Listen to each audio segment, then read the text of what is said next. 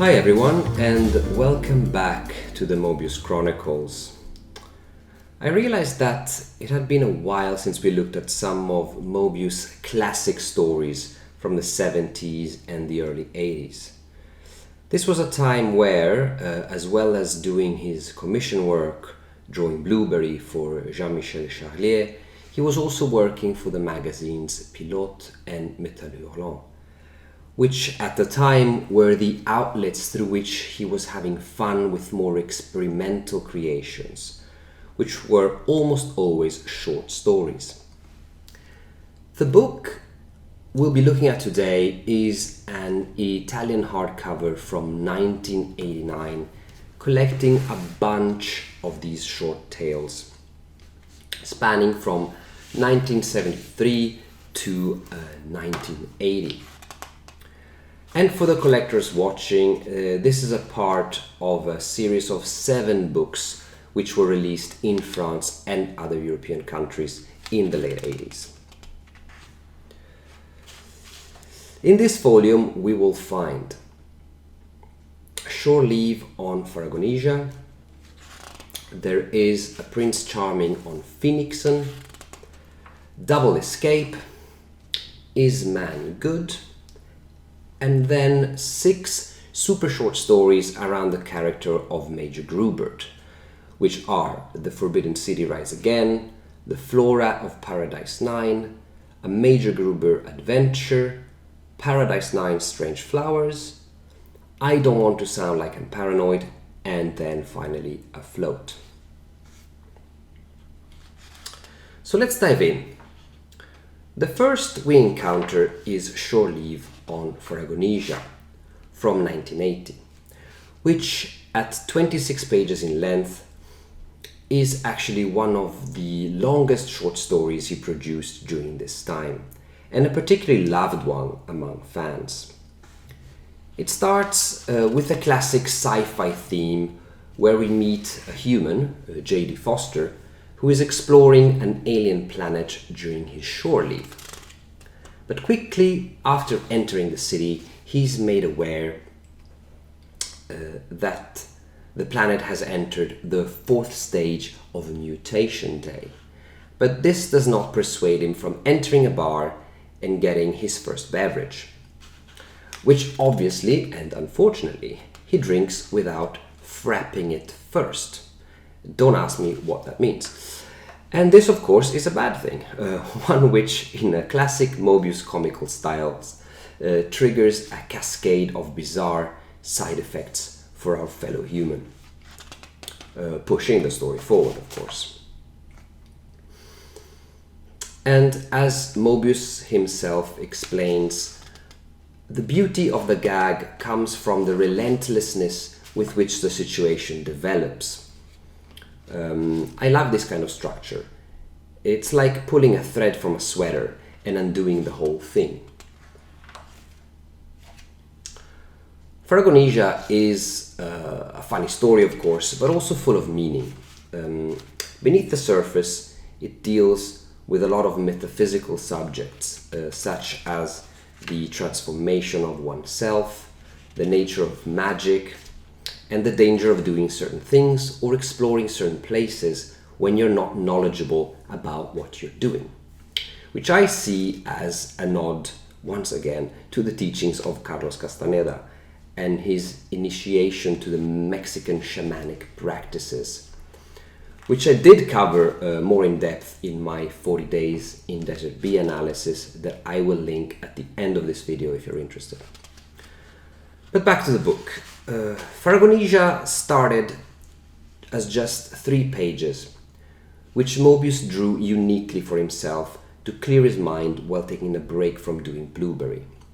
It then was left there for an entire year before being picked up again and finished by drawing 2 or 3 pages at a time between other jobs. As it usually goes for him, Pharagonesia was made without any script whatsoever. Everything was done very spontaneously, developing the story 1 page at a time in order to strike a balance between the energy he put into the art and that which he put into the story, making sure to spend just enough time on the visuals without slowing down his flow of how the story would develop. Here is what Moebius had to say about how Pharagonesia was made. It started as a small story, but grew bigger as I kept working on it. I didn't draw it for any magazine, but for myself, and on my own time.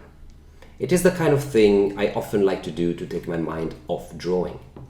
And by this I mean that when I don't have too much work, I find that I still like to draw comics for the sheer fun of it. If I'm doing Blueberry, at the end of the day, it is hard for me to draw anything else, because all my energy has been spent.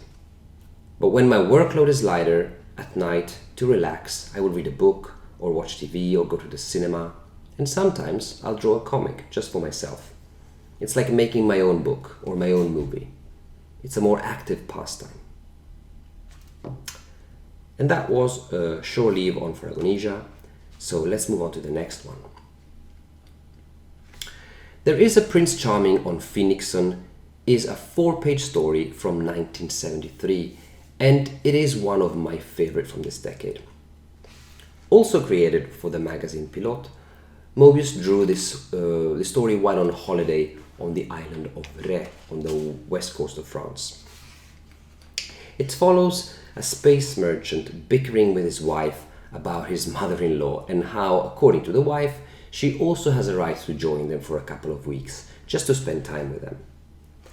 The scenario seems lifted straight from a sitcom, with the husband trying to deflect the conversation while the wife is not having it and keeps hammering him.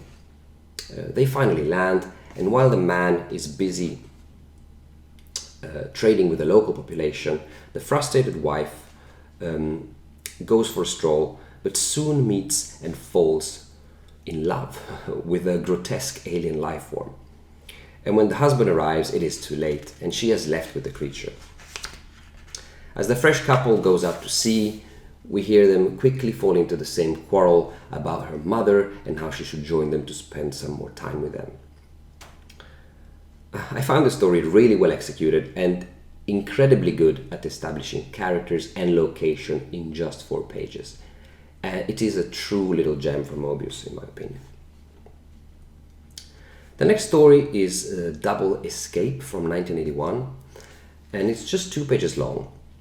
And it is a sharp and 100% symbolic story about the relationship between our physical and astral bodies, something which he had just discovered at the time and which he used as the basis for this little graphic experiment.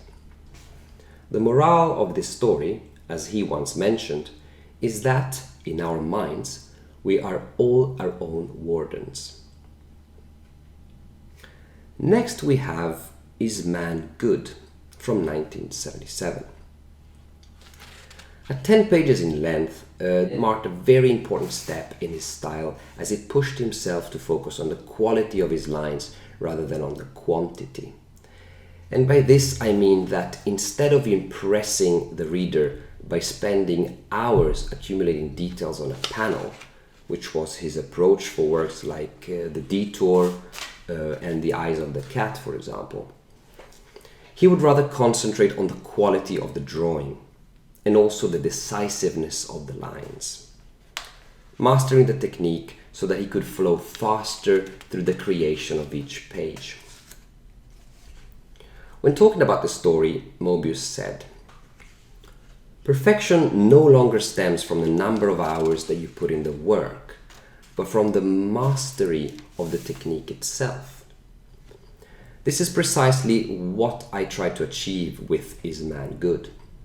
And this is why I willingly chose a more flowing style, one that would not require too much time, in order to force myself to concentrate on the quality of my drawing instead than on the quantity." You will find very much the same intent and the same approach, if not the same results, in The Long Tomorrow and Ballad. And from a plot standpoint, Is Man Good is a pretty straightforward single character driven story of a space marine who has lost the rest of his crew and is being chased by the local indigenous species. He is finally caught, stripped naked, and about to be eaten when he's eventually rejected, but not because of his strength or his intelligence or his technology, but simply because he tastes bad.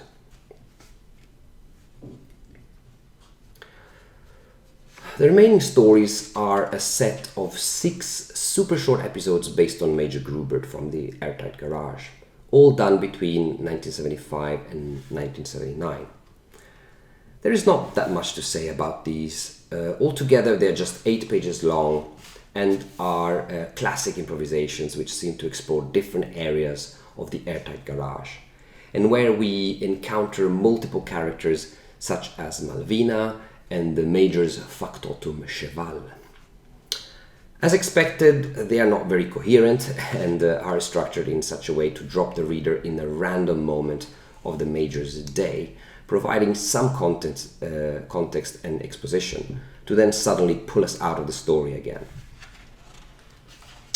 Overall, they are as entertaining as they're confusing, and they're not among the stories you will remember, but there are several of these made across his career, which all spin off the Major, and that you will encounter often. The most well-known of these being The Vacationing Frenchman and Journey to the Center of an Unfaithful Body. But we will cover these another time. So yeah, here you go. That's it for today. Thanks so much for watching. And do hit subscribe if you want to get notified when the next video drops. In the meanwhile, have a good one and see you next time.